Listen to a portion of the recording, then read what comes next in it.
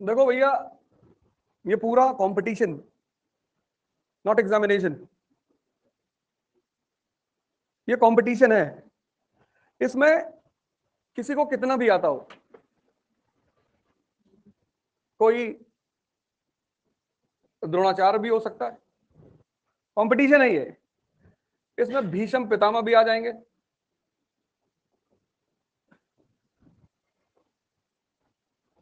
यहां दुर्योधन भी है।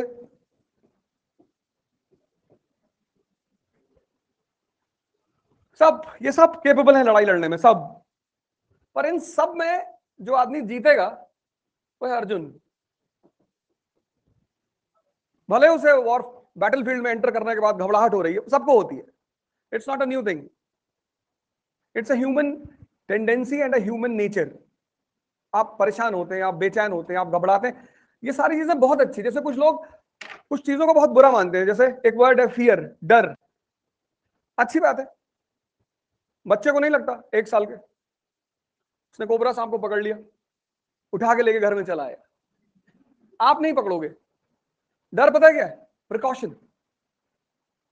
कुछ चीजें ह्यूमन बीइंग में है, वो प्रिकॉशन के रूप में अच्छी बात है। अगर डर जीवन में लगता है तो अच्छा है। सिर्फ डर लगता है तो आप बीमार हैं। डर लगना भी जरूरी है। तो अर्जुन को डर लग रहा है before the beginning of the war. अच्छी बात है। डर इसलिए लग रहा है कि इतने बड़े बड़े योद्धा, they all are warriors and very big warriors, warriors with a grand record. ये कभी हारे ही नहीं। This man never lost the war except his defeat and his death in Mahabharat war. He was the teacher who taught him how to use weapons. तो जिसने लड़ना सिखाया है किसी को, वो उससे हार कैसे सकता है?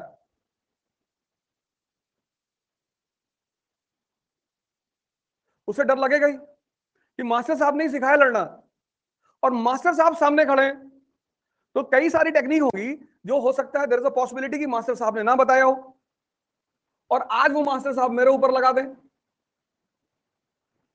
तो फिर एक आदमी अर्जुन के सामने खड़ा है, उसका नाम है कृष्ण। वो कहता है यार तुम टेंशन मत लो। What is education? To make the mind alive. ये सब पढ़े लिखे लोग हैं। What is competition? To check the degree of liveliness. फर्क है दोनों में। What is education? To make the mind alive. दिमाग को जिंदा करने का काम है एजुकेशन का। कुछ लोगों का दिमाग जिंदा होता ही है, एजुकेशन की जरूरत ही नहीं। कबीर, वो कभी स्कूल नहीं गए लेकिन दिमाग जिंदा है। तो एजुकेशन का काम है दिमाग को जिंदा करने का। मोबाइल अपने अपने हाथ जेब में रख लो, स्विच ऑफ कर लो, नहीं तो मेरे हाथ में आ जाएगा। सुनो आराम से। ये जो दायित्व तुम्हारे हाथ में है, इसको फेंक दो उठाकर, और मेरे सामने फेंकना।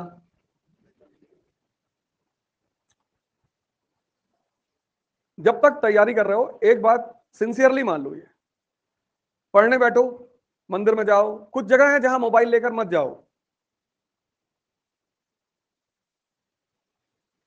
ये तुम्हारे कंसंट्रेशन लेवल को इतनी बुरी तरह से मार रहा है, तुम्हें उसका अंदाजा ही नहीं है। खैर,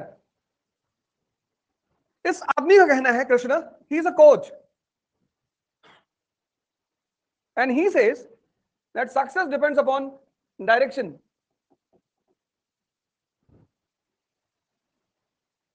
मॉडर्न, कितनी बार ये शब्द सुना होगा, मॉडर्न।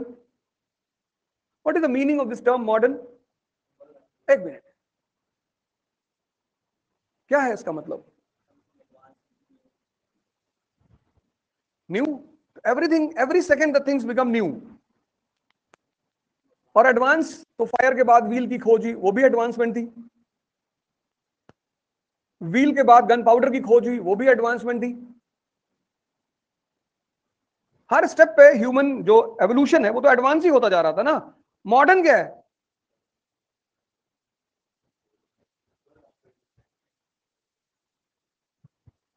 क्या है ये? What is the meaning of this term modern? हम वर्ल्ड हिस्ट्री को सिलेबस क्यों नहीं लगा रहे हैं? Modern world history. तो पहली चीज, the first thing which I am going to tell you here, कि whenever you get anything new in front of you, वहां पे क्वेश्चन मार्क लगा दो ऐसे। ये बहुत इंपॉर्टेंट, बचपन से देखा होगा किताबों में, पर कभी इसका इंपॉर्टेंस नहीं सुना होगा या समझा होगा। ये की के मॉडल में है, ये जो क्वेश्चन मार्क का साइन है ये की के मॉडल में है, की, और इसका काम है दिमाग को खोलना। तैयारी सिर्फ दो शब्दों का खेल है, एक डायरेक्शन, एक discipline.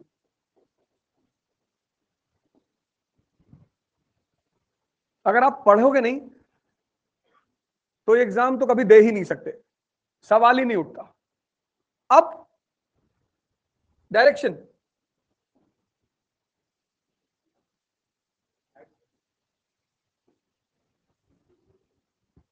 United states of America और अफगानिस्तान प्रेजेंट टाइम, यहां पे वुमन की कंडीशन सबसे अच्छी, excellent condition of woman here, excellent here, worst 2023। Why?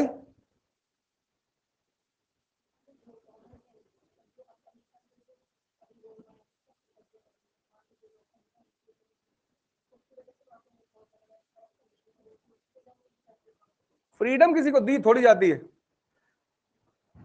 मांगने का काम तो भिखमंगों का है, बेगर्स। फ्रीडम वगैरह, लिबर्टी, फ्रीडम, ये सब किसी को दी थोड़ी जाती है, छीनी भी नहीं जाती, नहीं तो अपराधी हो जाओगे, ली जाती है। जब तुम डिजर्व करोगे तो कुछ ना कुछ तुम्हें अपने आप मिलेगी, मिलना ही मिलना है। ये प्रेजेंट केस है तुम्हारे सामने। क्या है रीजन? मैं हाँ, यस प्लीज, तुम अपना हाथ उठाओ, तुम ही से पूछेंगे, बताओ। बैठो, बाद में पूछेंगे। तुम्हारे टी शर्ट का कलर अच्छा नहीं है, अभी पूछ लेते, इतने टेंशन लेने की क्या जरूरत है, पैनिक में। कोई बात नहीं, कोई बात नहीं, बैठो बैठो। वुमन, मैं बता रहा, हाँ बताओ, ये कौन बताया तुमको? और इकोनॉमिक इंडिपेंडेंस यहां क्यों है?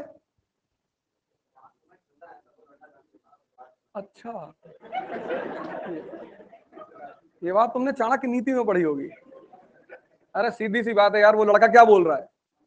आज जितने लोग इस क्लास में हैं और जो लोग इकोनॉमिकली अपने पेरेंट्स पे डिपेंडेंट हैं, उनको मेजॉरिटी डिसीजन अपने पेरेंट्स के मानने हैं।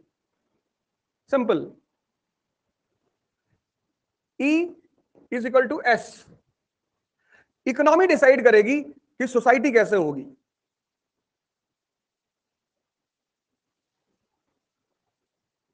फेमिनिस्ट यहां क्यों नहीं आ रहे?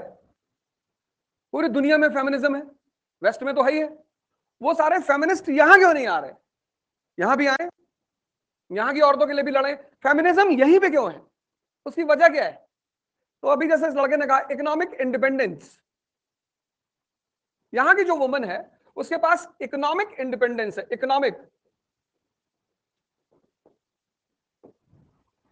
और इस इकोनॉमिक इंडिपेंडेंस ने उसको सोशल इंडिपेंडेंस दे रखी है। सैलरी है 10 लाख, 15 लाख, 50 लाख, यहां इकोनॉमिक इंडिपेंडेंस नहीं है। मेन को नहीं है, आदमी को नहीं है, औरत फिर सोच ही नहीं सकते। See the interconnectivity between economy and society. तो अब जब इंडियन गवर्नमेंट एक योजना बनाएगी, लाडली विद्याधन योजना बनाएगी ना, तो तुम्हें सबसे पहले क्या करना है? उस योजना के सारे पॉइंट्स निकालने हैं कि जिस आदमी की इनकम 20,000 रुपए महीने से कम है, उसके घर में अगर बेटी पैदा होती है तो उसके पढ़ाई लिखाई का सारा खर्चा कौन देगा? गवर्नमेंट। इस इंटरकनेक्टिविटी को जो आदमी समझना शुरू करेगा, उसकी तैयारी होगी। तैयारी मतलब पढ़ना नहीं, बिना पढ़े तो तैयारी होगी ही नहीं, लेकिन तैयारी का मतलब पढ़ना नहीं है। तैयारी का मतलब है इंटरकनेक्टिविटीज, इकोनॉमी, पॉलिटी, इकोलॉजी, एनवायरनमेंट, सब एक दूसरे से कनेक्टेड है। उस इंटरकनेक्शन को समझना। अब यहां पे औरतों को इतनी आजादी क्यों मिली? यहां पे फेमिनिज्म क्यों शुरू हुआ? अभी अगला क्वेश्चन आ गया कि फेमिनिज्म दुनिया में किस सेंचुरी में शुरू हुआ? किस सेंचुरी में? फेमिनिस्ट हो,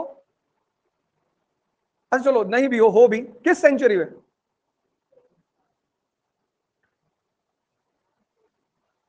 कोई फेमिनिस्ट है ही नहीं क्लास में।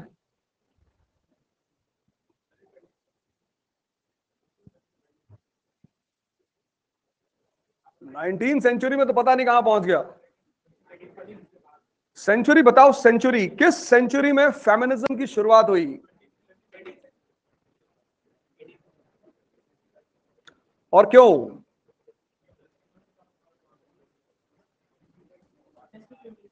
नेशनल इंडस्ट्रियल रेवोल्यूशन किस सेंचुरी में शुरुआत हुई?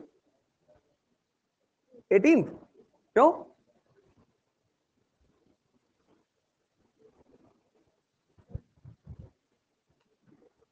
हाँ बताओ बताओ बताओ, किस सेंचुरी में? कहा?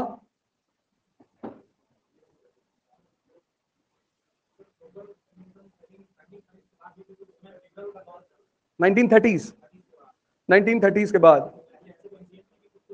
ना ना ना, एंशियंट में तो feminism is a totally modern concept. एक बात याद रखना, जहां भी इज्म होगा, इज्म, एक बात, जहां भी इज्म होगा, इज्म, इज्म का मतलब होता है फिलॉसफी फॉलोड बाय मासेस। लिख लो, ism, philosophy followed by masses.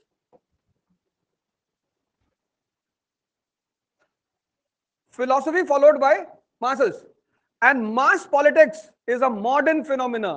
ये भी लिख लो, ism मतलब philosophy followed by masses, and उसके नीचे लिखो mass politics is a modern, mass politics is a modern phenomena। तो नेक्स्ट लाइन लिखो, all isms are modern philosophies। क्या है ism? philosophy followed by masses, and mass politics is a modern phenomena। So all isms are modern philosophies, like nationalism,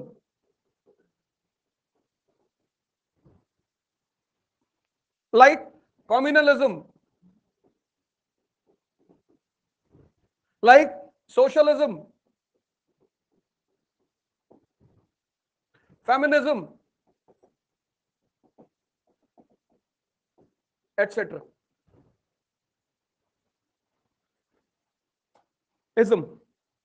What is ism? Philosophy followed by masses. Mass politics is a modern phenomena. So all isms are।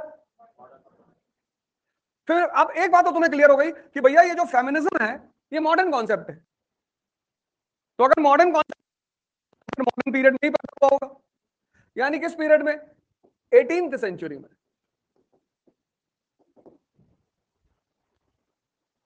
Feminism gets momentum from 18th century. यहां से इसको ज्यादा speed बढ़ी इसकी feminism को। अब एक सवाल और पैदा हो गया, व्हाई 18th सेंचुरी? तो क्वेश्चन ये पैदा हुआ, व्हाई, क्यों 18th सेंचुरी? मैं बता रहा हूं, मैं पूछूंगा क्वेश्चन तब बताना 18th सेंचुरी में क्यों। और फिर तुम्हें क्लियर होगा the position of women in Afghanistan and the position of women in United states of America, जहां से हमने क्लास को शुरू किया। 18th सेंचुरी में हुआ इंडस्ट्रियल रेवोल्यूशन। और आज अगर तुम रियल एस्टेट साइट्स पे जाओ, आज जहां कंस्ट्रक्शन चल रहे हैं, तो वहां आदमी के साथ तुम्हें औरतें भी काम करते हुए मिलेंगी। तो आदमी को अगर 500 रुपए पर डे मिल रहा होगा, तो वुमन को मिलेगा 300 रुपए पर डे। तो जब ये इंडस्ट्रियल रेवोल्यूशन शुरू हुआ, तो woman became the cheap labour for industries.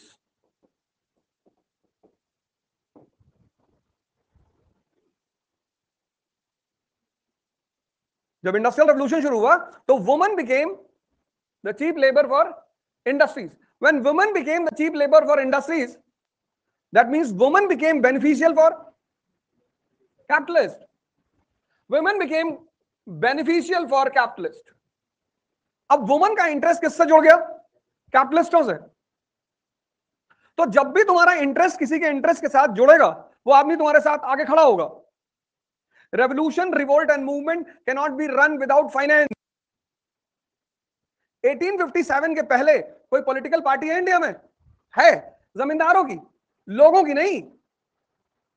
India में पॉलिटिकल पार्टीज पैदा हुई वो 1857 के बाद पैदा हुई। क्यों?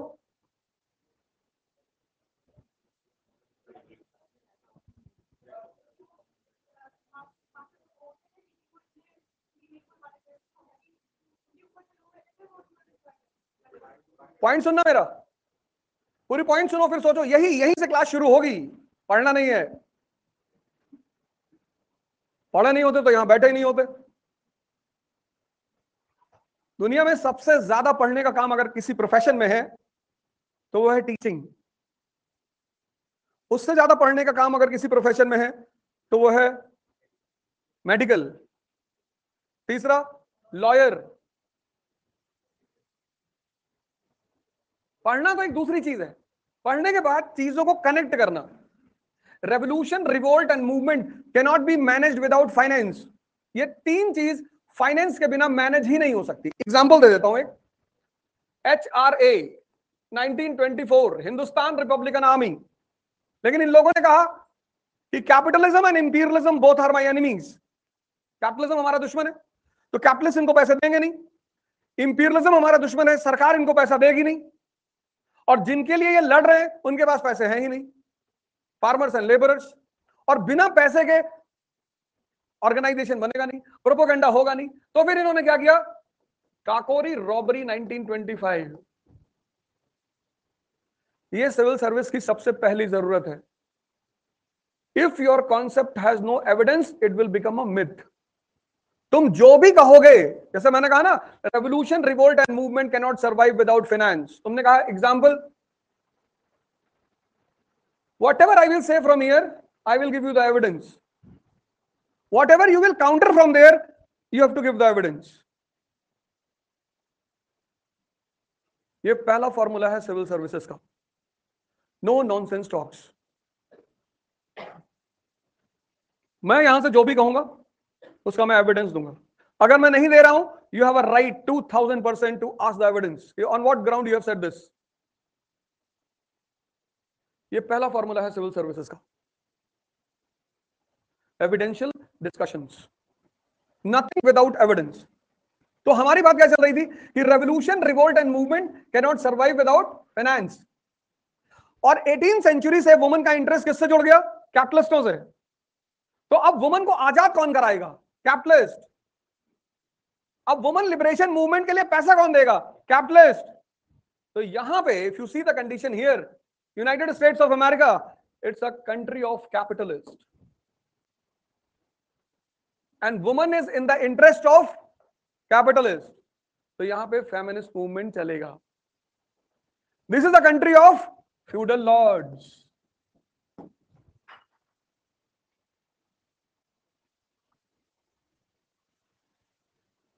बात क्लियर हुई? एक मूवी देखो, करण अर्जुन, देखे ही होगे, मदर इंडिया देख लो। उसमें तुम्हें तीन आदमी समझ में आएंगे क्या होते हैं। मदर इंडिया बड़ी प्यारी मूवी है। लैंड सिस्टम जो है उस पर बेस्ड है वो। कैसे लैंड इकोनॉमी जो होती है, एग्रीकल्चरल इकोनॉमी में कैसे तीन लोग इंपॉर्टेंट होते हैं और कैसे किसान सफर करता है। हाँ, मैं मजाक नहीं कर रहा हूं। कुछ चीजें हैं जो तुम पढ़ के भले ना समझ पाओ, लेकिन देख के तुरंत समझ जाओगे।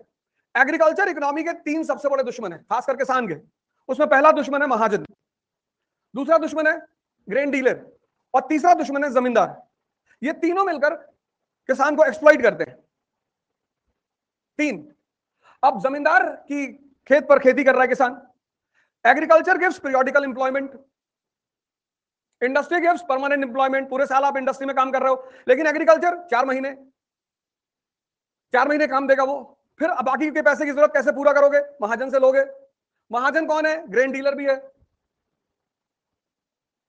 तो ये तीनों जो एक्सप्लॉइट करते हैं किसान को, इतना बढ़िया दिखाया मदर इंडिया में। ये देखो, फ्यूडल लॉर्ड्स किस स्टेट के हो? अभी नहीं जानते हो? कोई यूपी के लड़के से दोस्ती करो, प्रतापगढ़ जाओ। राजा भैया रहते वहां पे। UP and Bihar, they are basically feudal states, big landlords, बड़े बड़े लैंडलॉर्ड हैं, 20,000 एकड़ जमीन, 50,000 एकड़ जमीन। But Gujarat is a capitalist state. वहां कौन डोमिनेंट है? अंबानी, अदानी, ओसवाल।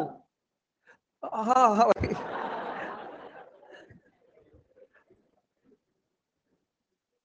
तो जब इंडस्ट्रियल रेवोल्यूशन हुआ, अब देखो इसे कनेक्ट करो, ये है, this is called as preparation. Woman का इंटरेस्ट कैपिटलिस्ट से जुड़ गया, तो कैपिटलिस्ट अब पैसे फंड करने लगे, किसके लिए? वुमन लिबरेशन के लिए।